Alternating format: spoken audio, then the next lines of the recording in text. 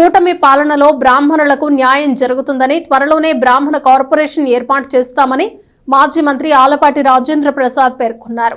Vedic బ్రాహ్మణ సేవా సమాఖ్య ఆధ్వర్యంలో బ్రాహ్మణ విద్యార్థులకు నోట్బుక్స్ పంపిణీ కార్యక్రమంలో ఆయన పాల్గొన్నారు. వేదిక్ బ్రాహ్మణ సేవా సమాఖ్య ఆధ్వర్యంలో బ్రాహ్మణ సంఘాల విద్యార్థులకు నోట్బుక్స్ పంపిణీ కార్యక్రమం శుక్రవారం రాత్రి జరిగింది. స్థానిక నాజరపేటలోని విద్యా శంకర భారతి నృసింహ సదనంలో జరిగిన ఈ కార్యక్రమానికి వేదిక్ అధ్యక్షులు ఏ సుబ్రహ్మణ్యం అధ్యక్షత వహించారు.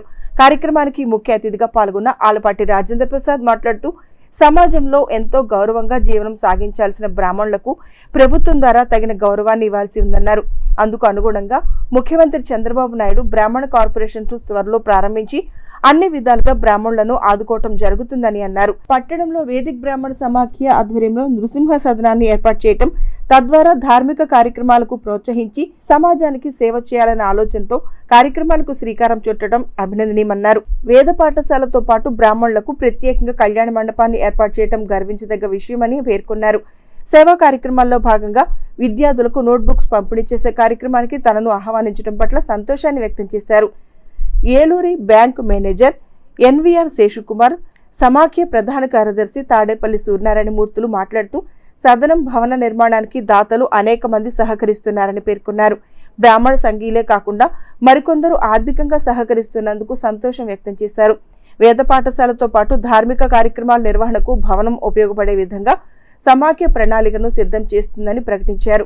ఈ కార్యక్రమంలో Eluri bank assistant manager Kamaraju Ravimohan, Bhagavatula Kameswararao, P Suryaprakashrao, R Rajendra Prasad, T Dakshinamurthy, KV Subrahmanyam, Satyanarayanamurthy తదితరులు పాల్గొన్నారు.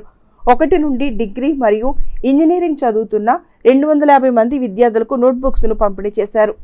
అమ్మ సరస్వతి పుట్టిందే మీ ఇంట్లో, కాబట్టి నేను విద్య గురించో విద్యాదానం గురించో నేను వేరేగా చెప్పాల్సిన అవసరం లేదు.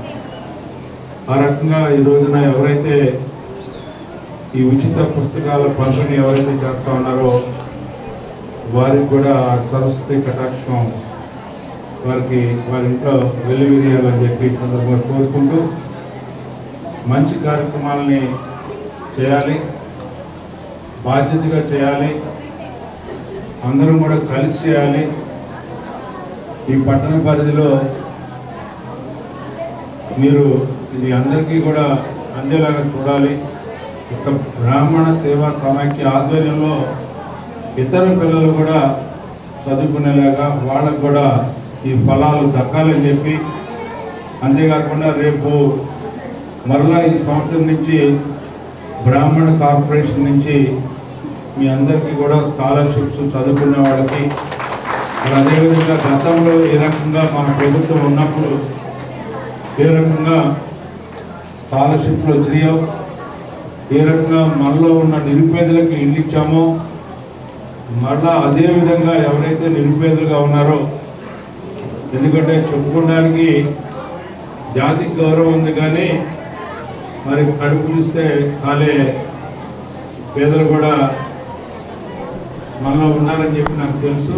ఇదేదో కొత్త కాదు నేను చెప్పేది, ఇది మనం చూస్తున్నటువంటి సమాజంలో ఉన్నటువంటి పరిస్థితి. మరి ఎవరైతే ఆ రకంగా పేదవారు ఉన్నారో ఆ పేదవారిని ఖచ్చితంగా ఈ ప్రభుత్వం యొక్క నేతృత్వంలో ప్రభుత్వం యొక్క ఆలోచనలు మీకు అనుగుణంగా ఉన్నాయని చెప్పి చెప్పడానికి ఈనాటి ముఖ్యమంత్రి, మన ముఖ్యమంత్రి, ప్రజల ముఖ్యమంత్రి చంద్రబాబు నాయుడు గారి నేతృత్వంలో మీ అందరికీ కూడా ఏ ఫలాలు దక్కాలో ఫలాలు దక్కుతాయని మేము చెన్నాపు స్టేషన్ దగ్గర సుమారు ₹1 వ్యయంతో అపరకర్మశాల నిర్మాణం జరిగింది.